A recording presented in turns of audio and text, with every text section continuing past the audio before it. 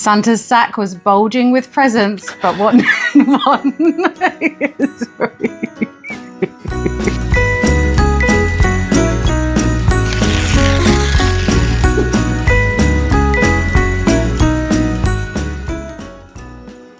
Hi, I'm Libby, this is Julian, and of course this is Fen. Together we are BoxedMeeples, and we are talking about what games we have got this Christmas that we're going to be adding to our shelves. Now those shelves are... They're pretty bulging, yeah. They really are. We've been toying with the idea of having to get rid of some, so yes. More board games for Christmas wasn't necessarily what we should have been asking for. And in fact, it's not as big and bountiful a haul as we've had in the past. We've had dozens and dozens of games. I think our family now are a bit more reluctant to buy because they know we have so many. Yeah, so apart from ones we've specifically asked for or ones that we've gotten each other tends to be the trend, I'd say. Yeah, but that being said, we have got some great things for Christmas this year. We really do. Shall I start? You start off, yeah. So very kindly, our friends at Hachette have sent us this, which is not only a calendar, it's also a game. So we've been playing the Exit Advent calendar and things like that. But this is going to actually last us all year, and we're going to be advancing our hero, rolling dice and choosing monsters to fight whilst we count down the calendar days. So yeah, that seems super fun. It seems a crazy novel idea. I don't know how long they take. I think it's minutes rather than a long epic campaign. Yeah. But what a fun idea for a calendar. Oh, play all year round for 2 minutes a day. 2 minutes a day is a great amount of time. That sounds fun. So we got a copy of Spots. In fact, my daughter got a copy of Spots because we do enjoy this game. We played it quite a lot on BGA and wanted a copy we could play with them. I think it'll be a great one we'll take on holiday and things like that. Good one for sort of travelling and... Super simple, family-friendly game, this one. BJ version's obviously super great, but it's, like you're saying, nice, travelable. You can get through a game quite quickly. Yeah, and I think you can play it with people that don't play games as well. Yeah. Next up is definitely one that I asked for. We played at Essen. It released at Essen, in fact, and it I think is going to take out its predecessor in our collection. So this is the Lord of the Rings Duel for Middle Earth.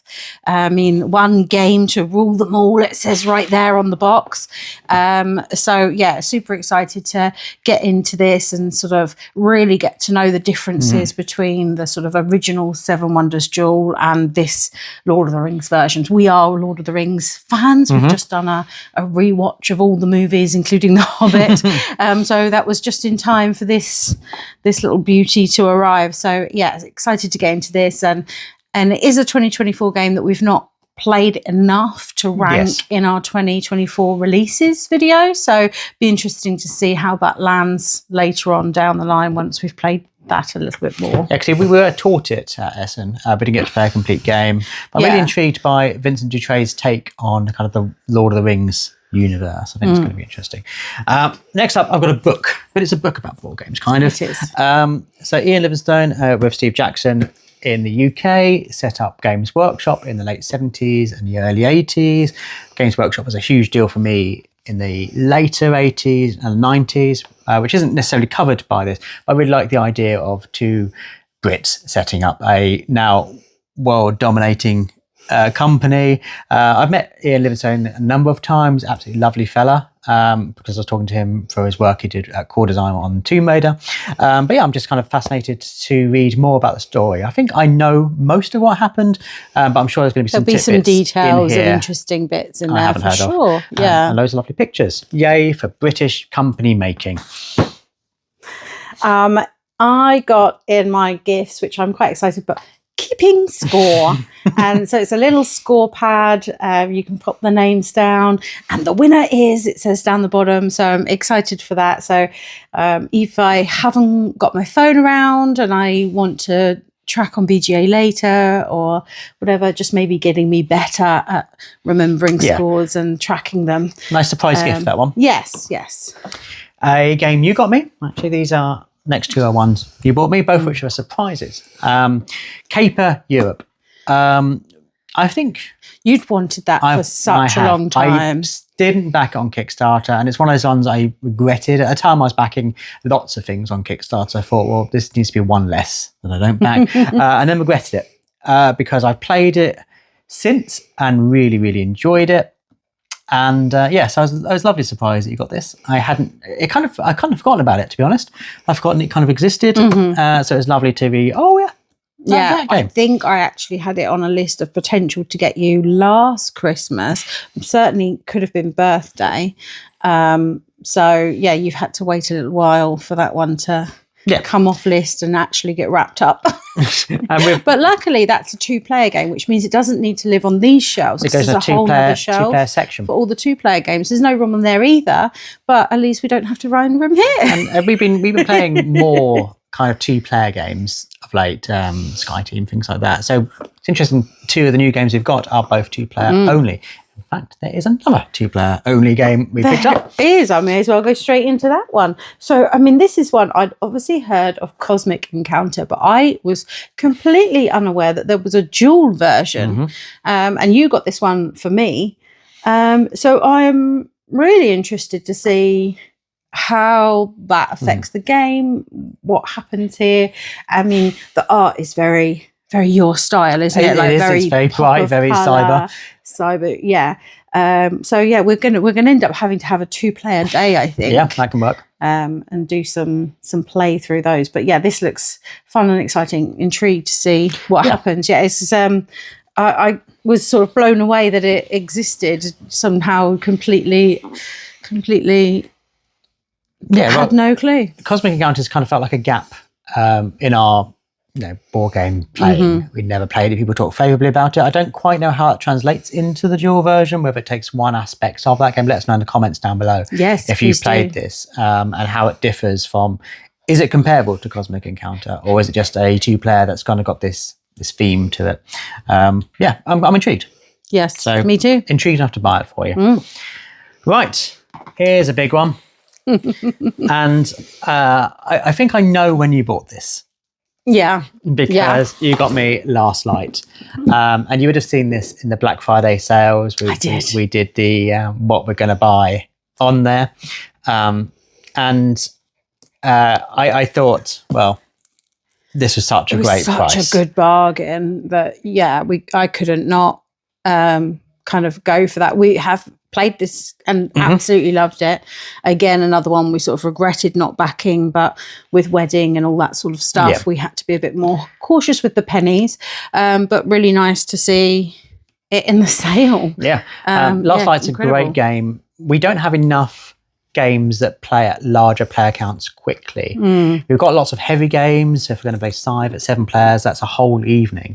And we felt like we needed a game that was gamey, yet not a party, but wouldn't eat into the whole evening, particularly as some people, when we're playing in groups, tend to chat a bit, and you can treble the game length. You can. Because to allow for chattage. And yes, like Lib said, we played this a couple of times at different player counts, and it does deliver. 4x in an hour. It does deliver that. Yeah. A little bit more bigger player and with a little teach, but we're not talking massive amounts more. No. Looks lovely too. The planets are amazing. I mean, the way everything rotates, it really does play with your mind, and you kind of have everything planned out, and then all of a sudden rotate, and you've just got to rehash your whole plan, which similar to what I've been seeing recently in SETI with the rotating board. So boy, can they! This is a good one. Next up for me, if Finn will let me get to it, I got a little sort of party game. It's the magnets and the rope, so another version of Cluster. Yes. We had a lot of fun just hanging out, Christmas post table, just seeing whose magnets, and it's just so fun when they all clank together. It's so shocking. Even when you know it's going to happen, it's going to happen. It's like you're placing a magnet. It always makes us jump. It's like, and then when you jump, and then the other ones cluster around it, and you end up picking up all of them because you're in a frenzy just throwing the magnets around. Yeah, and then you're sure you're going to win, and you lay that last one down, and all of a sudden you've got another handful. Yeah, it has some really fun moments. So I would definitely recommend any of the ropey magnet games. Yes. So this is a drinking version of it, where they just tacked on the when you lose, when you cluster, you drink. I mean, we haven't played it with the drinks yet. No, but it's a million versions Swiss of this. New Year's Eve. About, yeah. Right, one I kind of bought myself. We were doing the Christmas shop, the food shop, and in the supermarket, I saw this Murder in Tinseltown. And as I'm sure you know, one of my favourite games is Detective City of Angels. And this is just going to be like another case from that, right? It's going to be as well written as Evan Derrick can do. It's going to be just a little bit more detective, right? No, it's not. It's not. But the theme is up your street, and it will probably entertain you for a short while. Yeah, it's of questionable quality, but I do love the theme. And yeah, I think this was £12 or something, reduced down to, I think it was £3 or £4. It was less than a £5 for sure. So I just put it in the trolley. And whoops, it is at the till. The Christmas trolley was bulging anyway, so what's another £5, right? Yeah, I don't think even made a drop in the ocean on our Christmas food shop. But yeah, it's set in the golden age of Hollywood. I love that period. If this is rubbish, it was £3. So yeah, have you played it? If not, and you're in the UK and you're watching this largely close to when we go to your supermarket, because it's probably going to be £1.50 in there now. Yeah. So may as well pick it up, right? Yeah. Give it a go. It's not going to be great. It's not going to be Detective City of Angels. Of course it's not, but it might be fun. So the last... I'm going to clear a bit of space for you for this. Yeah, I'm going to need it. I might need you to take a fan as well. So the last up that you got for me is a big present. Yeah, and this is what we need your help for. So give me dog. There we go, Finny. Right, so there's this with loads of tokens and dice and cards and all sorts of stuff. And then there's a whole box here of more and more and more stuff. And this is Star Wars Armada. Star Wars Armada, yeah. And it has so many extra ships. They're glorious. They've got a little paint job on them. Mm-hmm. So much stuff in here. It doesn't have the rule book. No rule book. There's no box. A lot of tokens, a lot of cards, a lot of interest to Fen going on here. Yeah. Rebellion in the Rim campaign guide. Got that bit. Good. Yeah, so we can do a campaign even though we don't know the base rules. So while you're going through that, I'll give some context. So basically, I saw prior to your birthday, someone was selling on a online marketplace some Star Wars games. It just said Star Wars games. So anyone want these Star Wars games? And I saw Imperial Assault was on there, which was a campaign that means a lot to us. We played it during lockdown, remotely, and we've always said we would like to play for that through again one day. We don't know when one day will be, but I wanted to get it, so we had it to play one day. Yes. And at some point, I'm going to need to play my Wookiee again. Yeah. And so that's what caught my eye. Then when I started looking through the pictures, I saw stuff that I clearly wasn't part of Imperial Assault, and it's obviously Star Wars Armada. And I messaged and said, yeah, can we pick this up? It wasn't very far away. I went with my oldest daughter. We went on a little road trip and picked it up, but I didn't realise.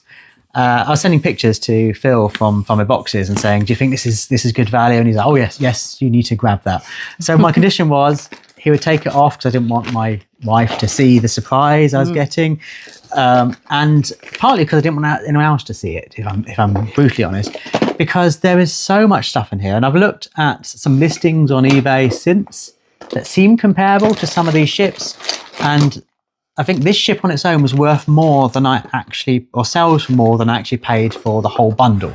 Yeah. So it seems like it's loads. So what we might do is on a future video or on Instagram, lay out what we have in this box, and you can tell us what's base game, what's core game, what do we start with. We need to obviously set the rules, but I think they're all available as PDFs. Yeah, I'm hoping that we can maybe PDF that from BGG or somewhere like that. Might be good. And there are a few pamphlets for some expansion bits down the bottom here, but we don't have the base section. If anyone's got a box and they don't want it, I mean, that's very unlikely, but just in case. But yeah, just a bit of if you know this game, just a bit of a steer would be helpful, what we can start looking for. We've watched some video reviews on it. Seems up our street. Well, it's Star Wars and it's a board game. So it's up our street. So yeah, that was like your main board gamey present. Yes, yeah. So I'm excited to delve in and see what it has to do. And I obviously am definitely going to have to be the first one to be playing with this bad boy. I mean, look, the size of it, it's huge. There's a lot of little ships that are in kind of squadrons, you get TIE fighters and stuff in there. Yeah. There's so much. There's a lot of plastic, there's a lot of dials, and there's even more dials and everything underneath in this toolbox, Armada toolbox, shall we call it. Yes, but that is pretty exciting. So that is, I think, you still have another one. I've just taken up everything with your... Which I'm going to try and shuffle through here. This is the clue. I mean, it comes with its own... pouch. There you go. Pouch. There you go, Fen. He's going to be really happy about that. No. That's how happy he is. He's run off. So I now have two hands, which is useful. Right. I saw this in a charity shop. And there's a few videos on charity shops on the channel. I've watched those. And you are obsessed. Everyone that you walk past, you have to just have a quick look. I don't know why. Check. Because the chance of us finding something in there for the right price of a game we actually want is very slim. But sometimes you get nice surprises. So this is hand-to-hand wombat. We've been playing a lot of cat and mouse with the girls. Yes. It's very silly, very fun, very quick. And this is basically my first deception game, really. Yeah. So you're building towers. We're covering your eyes, doing it one-handed. Dexterity tower building. One of you is a bad wombat who's trying to destroy the towers. The others are trying to construct them. And in, I think it's 90 seconds, you have to build as much as you can. Points are attributed. And yeah, it was fun. We've had a fun time playing it. There's a few rule tweaks we might do. So we might do it so there isn't necessarily a bad wombat in there. There's some individual... I'd like to be the bad wombat. I've always been a good wombat so far. And as long as you're playing it with people who know what the kind of mechanisms is, there's going to be accusations. As long as you get into the spirit of that and you're playing with people who enjoy that kind of thing, it's lots of fun. And yeah, this was, I think, less than £1 a fiver. Might have been a bit more, £6, something like that. But has all the Kickstarter stuff in it. So we've got a timer, we've got wooden meeples, we've got all fancy cards with kind of the twisty, changey picture thing on the cards. So yeah, we've already had enough fun from this to justify the cost of entry.